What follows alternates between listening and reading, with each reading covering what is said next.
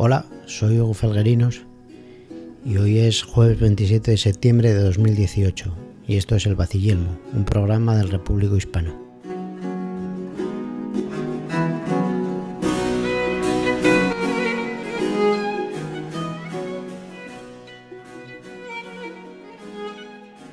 Desde que Gustavo Bueno desapareciese, o sin andar en eufemismos, pues que se muriese hace 2 años, del resto de su obra académica, que fue la cristalización de todo su sistema en una institución que se llama la Fundación Gustavo Bueno, pues podemos decir que esa institución ha ido diluyéndose y disolviéndose en diversas corrientes.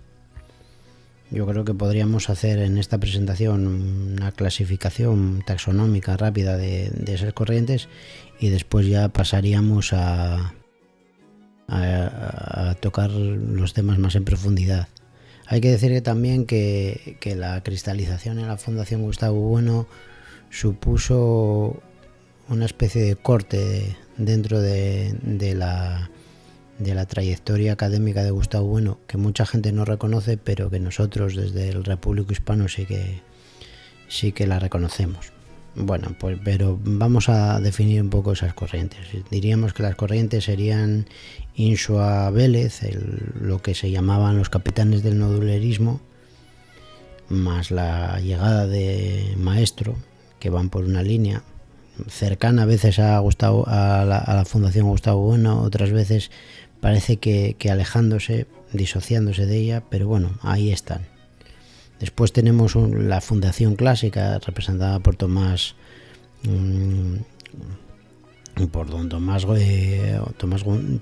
y por Luis Carlos y Luis Carlos Martín Jiménez y que son más los conservadores de la esencia.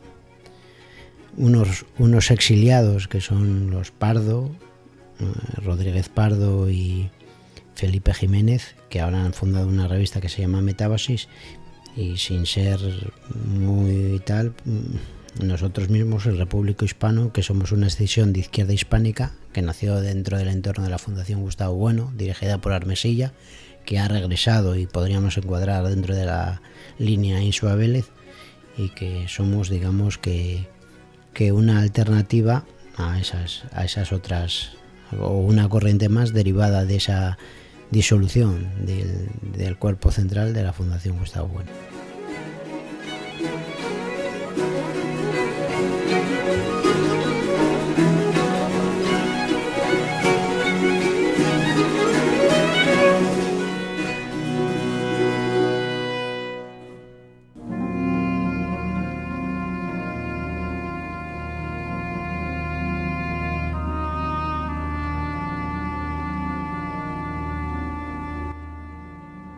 Cuando decidimos llamar a esto el Vaciyelmo, decidimos llamarlo porque el Vaciyelmo era un neologismo que se lo escuchamos a Gustavo Bueno en su última conferencia, una conferencia que yo creo que es fundamentalmente el testamento de Bueno, una más que conferencia, una ponencia, 4 clases, 4 lecciones que dio sobre, me acuerdo que era sobre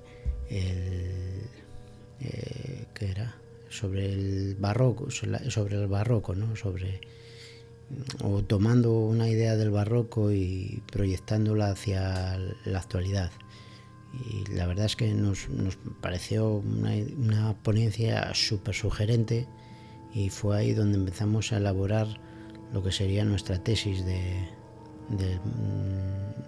Repúblico Hispano, nuestra digamos que nuestra desviación de la corriente principal del materialismo filosófico. Entonces, en esa ponencia encontramos una definición de lo que era Vaciyelmo, que era el neologismo que utilizó Cervantes para definir al famoso yelmo de Don Quijote de la Mancha, que era una bacía de barbero que se pone en la cabeza. Cuando nosotros escuchamos esto, inmediatamente pensamos curiosamente, no en lo que dice Bueno, sino en la idea de Estado-nación, ¿no? Estado-nación, es un vaciyelmo.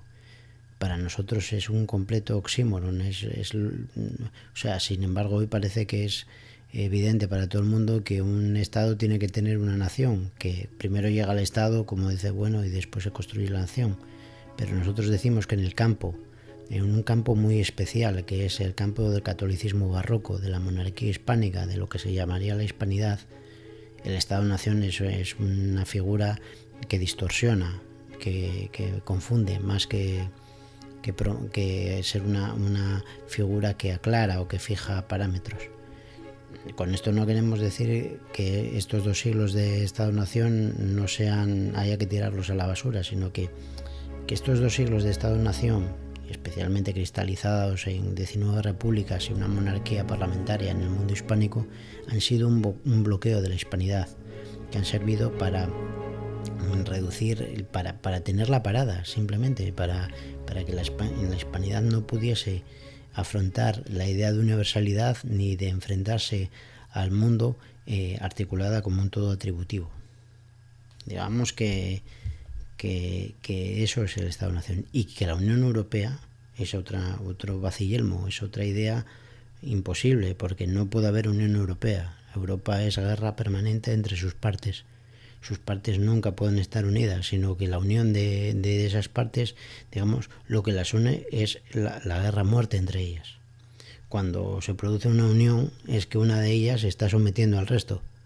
Y eso es lo que está pasando, que la zona norte de Europa, fundamentalmente la alianza franco-alemana, está dominando al sur, con a veces pactos con el Reino Unido, otras veces con disensiones, como estamos viendo ahora. Para nosotros, desde este punto de vista, el nacionalismo español es negativo, porque es negativo en tanto en cuanto lo que es la hispanidad, que tendría una idea de mundo, que tendría una idea de totalidad, se ve reducida al concepto de España, y España no tiene idea de mundo, España es nada. España de por sí sola necesita imbricarse y articularse con México fundamentalmente, con Cuba fundamentalmente, pero también con Costa Rica, con Guatemala, con Ecuador. Si no se imbrica con esos países, esa situación, España pues queda completamente a la deriva, como lo que es. Esto de ello hablaba Bueno en España frente a Europa, que nos parece una obra genial y al mismo tiempo fallida, porque España no puede ser una nación apartada de sus compañeras, de las otras partes formales con las que componen todo.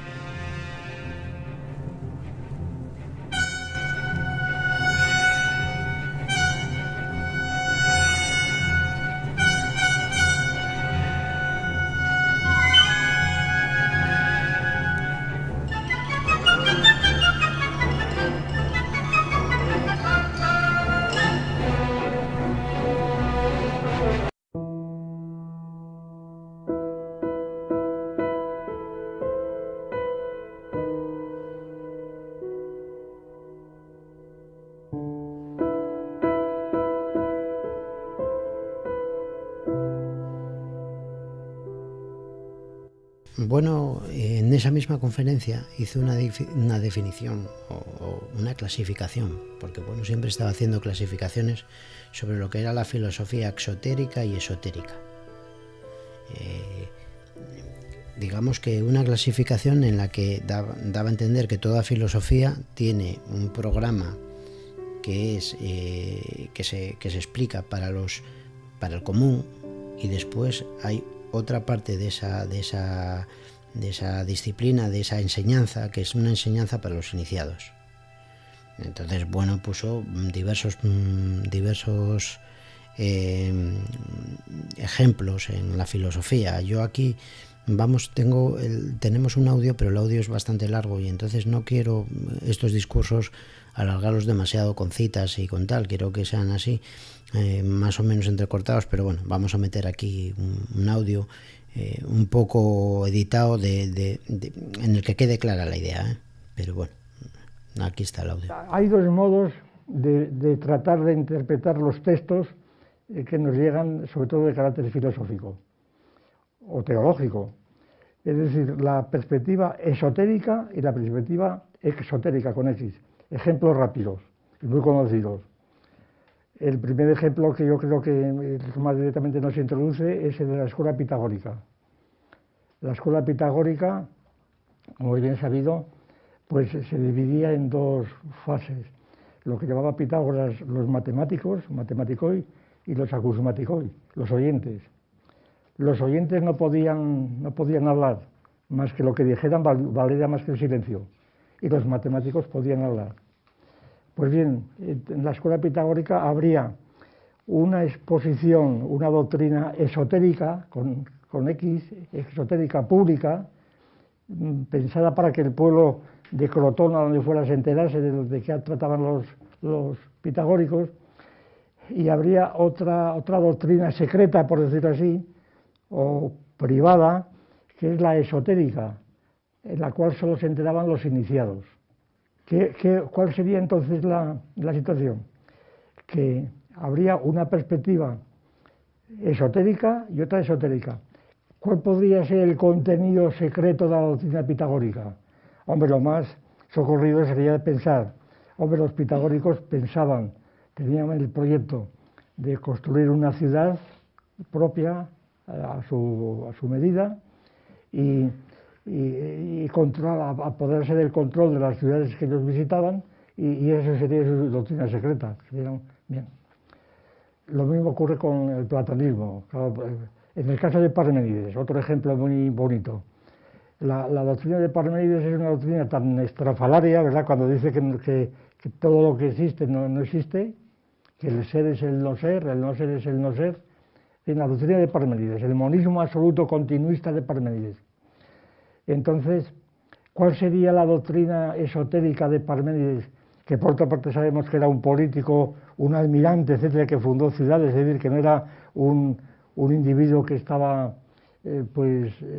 completamente obsesionado en delirios puramente subjetivos, no era un individuo que estaba completamente bien. Pues yo creo que la doctrina esotérica de Parménides, con X, era la que se pone en la segunda parte del poema, en donde se describe una cosmología de tipo jonio. Esa es la doctrina esotérica. La gente que leía el poema de Parménides, en la segunda parte, pues era una teoría más entre las jónicas, ¿verdad?, entre las teorías de las G. Y en cambio la doctrina esotérica con S sería la doctrina secreta del eleatismo, en donde el ser es uno, etcétera. ¿Y qué querría decir esto? Pues a lo mejor, vamos, digo yo, a lo mejor, y esto lo digo recogiéndolo de Gomperz, a lo mejor era algo parecido al velo de Maya del Vedanta, que había llegado a Parménides, como otras muchas cosas, y que por consiguiente había una especie de hinduismo secreto en la primera parte, que es lo que realmente constituye la novedad de la teoría de los eleatas. Bueno, lo mismo se puede aplicar pues a la escuela platónica. La distinción kantiana entre filosofía académica y mundana es claramente esta, ¿no? La filosofía mundana es la filosofía esotérica con S, que está representada, pues, por ejemplo, con algunos trozos de diálogos de Platón, por ejemplo, el Protágoras, el mito, y en cambio la filosofía esotérica con S sería también la doctrina secreta del platonismo, que también tendría un carácter esencialmente político de educar, de enviar a los alumnos de la academia, formarles en ciencias políticas, en la prudencia política, y mandarles por ahí a controlar por los reinos, en los más conocidos, el de Aristóteles, de Alejandro, que Aristóteles influyó en Alejandro a través precisamente de la academia. La distinción en Aristóteles es clarísima también, y está hecha. Los filólogos en Aristóteles distinguen un Aristóteles esotérico, que es el de los diálogos primeros, el protréctico y cosas de ese tipo, y un Aristóteles pues esotérico con S, que sería el de las acrobacias físicas, los hechos de la física, son las lecciones que él daba en el Liceo y que conocemos por los apuntes. ¿Y cuál podría ser la doctrina secreta de Aristóteles ahí? Pues yo no lo sé.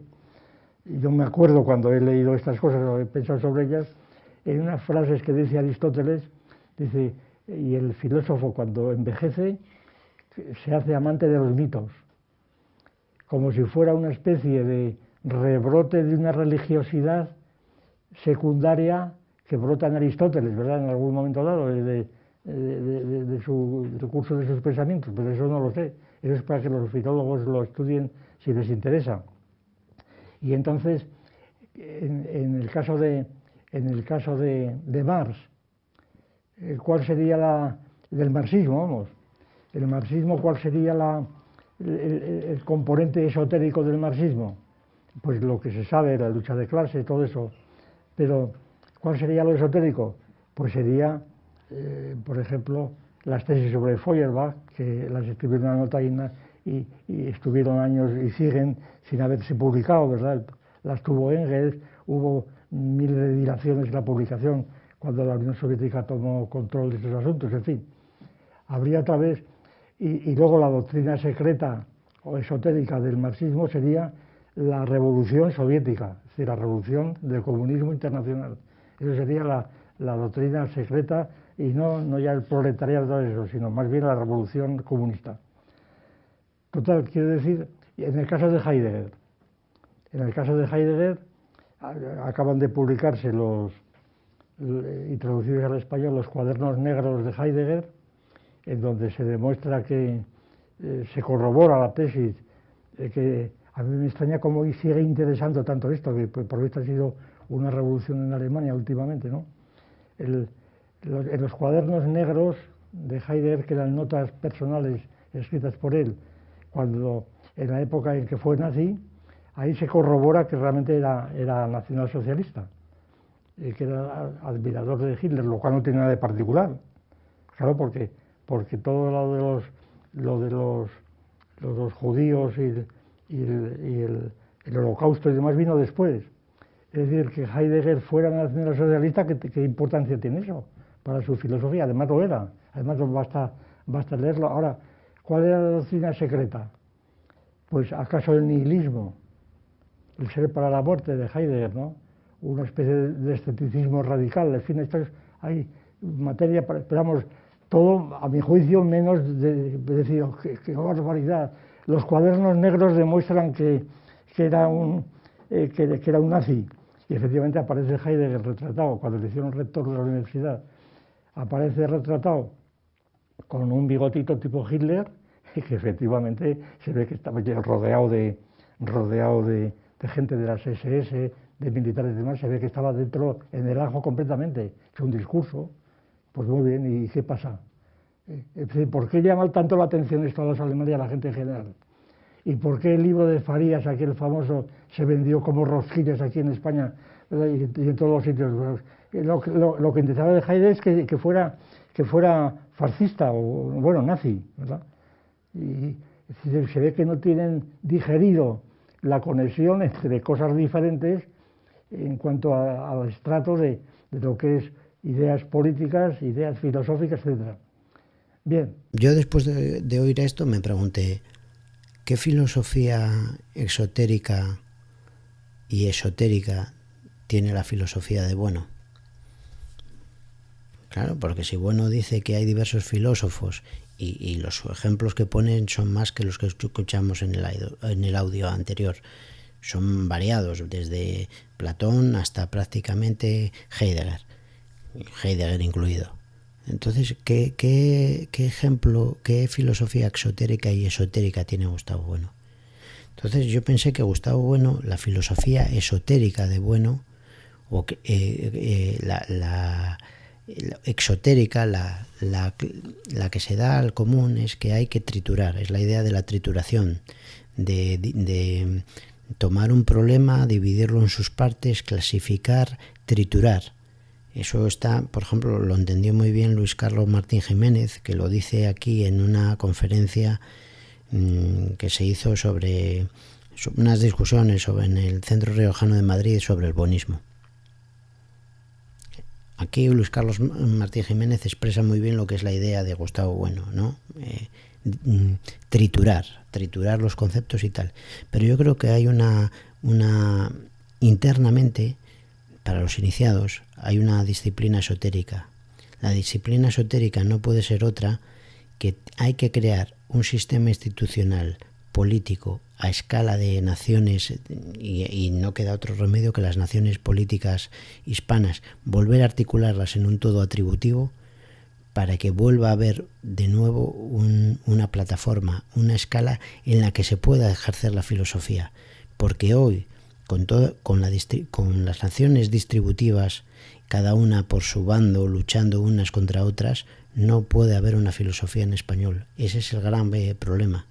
Hoy no puede haber una filosofía en español porque no hay una institucionalidad en español. Y entonces, al no haber una institucionalidad en español, esa filosofía es imposible. Y eso hace que, por ejemplo, para el propio Filomat eso sea un desastre, porque el Filomat se ahoga, el materialismo filosófico que se dice que nosotros en nuestro lenguaje interno hablamos así, se ahoga en sí mismo. Entonces hay que ver la evolución de Bueno es un joven estudiante nacido que vive en el caldo de cultivo del franquismo, del primer franquismo, del nacionalcatolicismo, que se traga toda la escolástica, todo el neoescolasticismo, porque a pesar de lo que diga, el escolasticismo en la universidad franquista primera estaba muy extendido. Digamos que está relacionado, por ejemplo, con un hombre como Montero Díaz, que era de las Hons, que estaban fascinados por el idealismo alemán, ellos lo que ellos llaman el yugo germánico, pero que querían hacer como una componenda, que era la componenda de elevar el escolasticismo español al idealismo alemán. Todo eso se viene abajo cuando Alemania pierde la guerra. Al perder la guerra, pues eso ya no le sirve. Entonces, ahí primero va a ser profesor en Salamanca, después en Salamanca va a entrar en contacto con todo lo que es el neoescolasticismo, con toda la tradición de los ganadores de la guerra civil. Y Salamanca es una ciudad muy peculiar porque en ella está una vieja máquina, que es la vieja máquina del pensamiento escolástico, pero en un ambiente que es un ambiente rural. Hay que tener en cuenta que el obispo de Salamanca le habían propuesto instalar las fábricas de Renault en el entorno de Salamanca. Eso fue años después y se negó, porque los propios curos sabían que con la industria llegaban las doctrinas marxistas y comunistas, las nuevas filosofías, y ellos querían mantener el ámbito, una especie de burbuja rural en torno a Salamanca y su concepto de universalidad, pero universalidad vinculada a la escolástica clásica y a este tipo de pensamiento, ¿no? Y entonces es cuando saca la cátedra y viene a Oviedo, cuando se da la combinación perfecta, cuando encuentra una ciudad que es universitaria como Oviedo, de vieja tradición, que se remonta a los orígenes de Valdés, el inquisidor, que era un obispo que fue el que funda la universidad en el siglo XVI, y al mismo tiempo tiene un entorno industrial potentísimo, que son las cuencas mineras, que es el Gijón industrial, el Avilés industrial. Ahí va a encontrar el caldo de cultivo perfecto, y todo lo que ha aprendido en Salamanca, todo lo que ha aprendido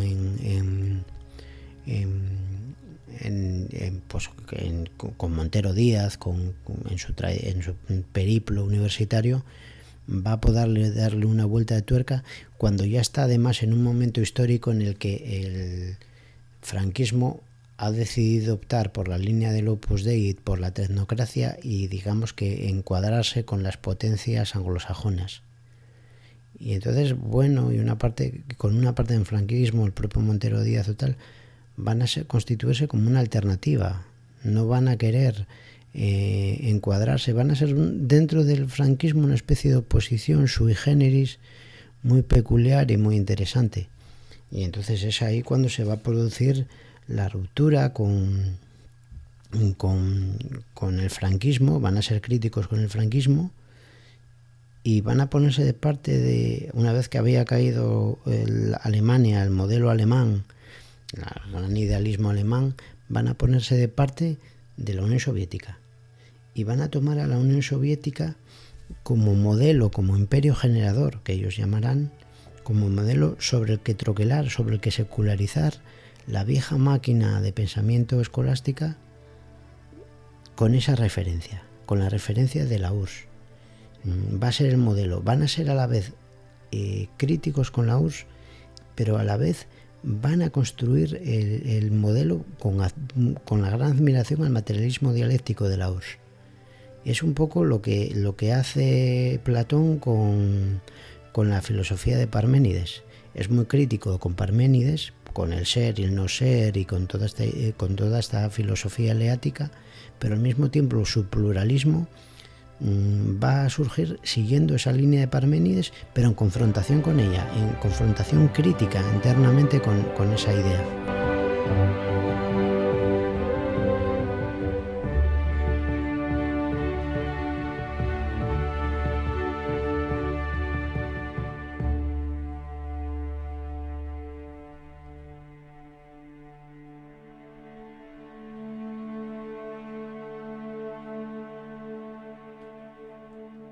Sí que se va a confundir a Bueno con que es una especie de comunista, pero no es comunista. Bueno nunca sería comunista. Simplemente él necesitaba la URSS como imperio generador, como modelo de imperio alejandrino que él creyó reconocer. Esto está todo basado en la teoría del imperio de Montero Díaz, que ya expresase en el año 43 y que él heredaría.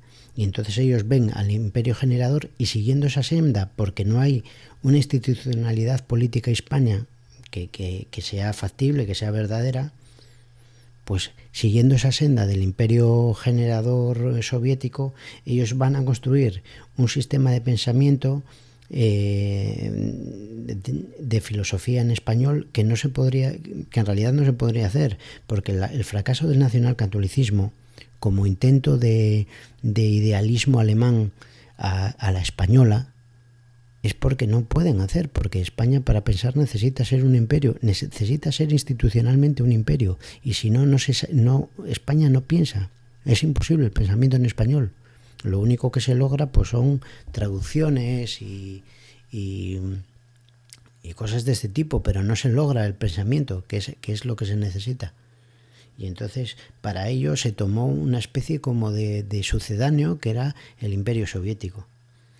Y después, una vez que desaparece la URSS, y aquí esto es lo importante, porque todo este periodo de Bueno, que va a ser el importante cuando llegan los años 60 Oviedo, digamos su filosofía verdaderamente creativa y generadora, va a decaer cuando en el año 91 la Unión Soviética se derrumba. Al derrumbarse la Unión Soviética, paradójicamente es cuando se funda la Fundación Gustavo Bueno. Digamos que el buenismo se vende al PP, vuelve otra vez a defenderse, vuelve otra vez a la escala nacional. Hasta entonces Bueno nunca había necesitado tirar del nacionalismo español, pero vuelve a la escala nacional, surgen los problemas de los nacionalismos, ya ha caído la Unión Soviética, ya no está la dicotomía izquierda-derecha. Ellos, van a Cuba, no en el año 91, van en el 95, no son capaces de entender ya nada, porque han perdido la guía. La guía era la Unión Soviética. Ellas no eran soviéticos, pero un imperio generador funcionando a toda máquina era una guía fabulosa para plantear un sistema de pensamiento alternativo al Yamat, pero es increíblemente potente porque los arrastraba. Una vez que la Unión, eso, se acaba la filosofía de Bueno, no tiene referente ni institucional político al que defender, y entonces se engolfa en el nacionalismo. De ahí va a surgir la primera línea que tenemos, y que es la de la cuarta, creo que es la cuarta oleada que hizo Sharon Calderón Gordo. En esa cuarta oleada ya se ve que está el reduccionismo de Iván Vélez, de los Pedro Insua y de toda esta generación. Ya hay eso. Es curiosamente también de los trabajos, de todo ese enorme material que Bueno ha conseguido crear mientras la Unión Soviética está funcionando y que publica después, donde aparecerá la corriente de izquierda hispánica, que es de la corriente de la que nosotros procedemos, con la posibilidad quimérica de que haya una institucionalidad hispánica que en un principio no se ve. La crítica que nos hacen es en realidad verdadera. Dices, ¿qué posibilidad hay de institucionalizar una confederación de repúblicas hispanas si eso no tiene visos ni pinta de hacerse posible? Después, la línea de Vélez y de Insua va tomando más fuerza y ahora casi se ha extinguido completamente, tomando un camino diferente con la aparición de este Jesús Maestro que quiere llevar a su terreno el materialismo filosófico. Estamos a la espera de ver en qué cristaliza los expulsados también de la Fundación Gustavo Bueno, porque la irrupción de Maestro supuso la expulsión, por ejemplo, también al poco tiempo de fallecer, de Pedro Insua y Felipe Jiménez como elementos casi despreciables, y en esas estamos. En esa está la situación del materialismo filosófico, y dentro de ese mapa es donde nosotros, los del Repúblico Hispano, estamos situados.